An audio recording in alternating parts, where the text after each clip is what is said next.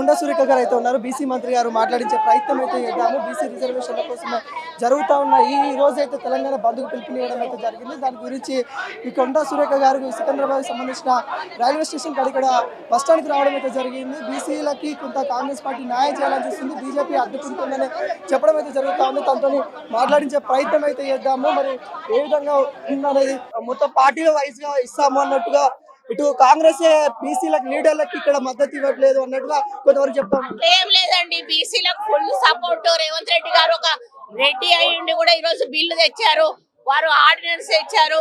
ఈ రోజు మనకు గవర్నర్ కు పంపించారు. గవర్నర్ దాన్ని పైకి పంపడం అనేది తప్పు. ఒక ప్రభుత్వం రెండు సభల్లో చట్టసభల్లో బిల్లు రూపంలో ప్రవేశపెట్టినది ఒకటి పోయినప్పుడు ఫైలు ఆటోమేటిక్ గా గవర్నర్ గారు సంతకం పెట్టాలి. అక్కడ అది ఎట్లున్నదంటే అదే సిల్క్ బట్ట కింద చెప్పు పెట్టి కొట్టినట్టున్నది అన్నట్టు మాట్లాడుతున్నారు, వెనకాల చేసేదంతా చేస్తున్నారు. ఈ రోజు మీ సుప్రీం కోర్టు వచ్చినప్పుడు మీరు ఎందుకు ఇంప్లీడ్ అవ్వలేదు? హైకోర్టు వచ్చినప్పుడు ఎందుకు ఇంప్లీడ్ అవ్వలేదు? మీరు ఇంప్లీడ్ కావాలి కదా, మా 42% ఇవ్వండి, ఎందుకు ఇస్తలేరు అని.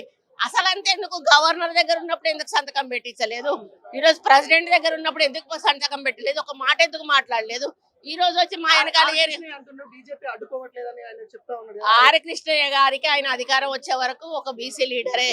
అధికారం వచ్చినాక ఆయనకు ఆ బీసీల ఆలోచనే పోయింది. ఆయనకు చిత్తశుద్ధి ఉండే ఆయన కూడా ఈ బిల్లు మీద ఎప్పటి నుంచో మాట్లాడాల్సి ఉండే.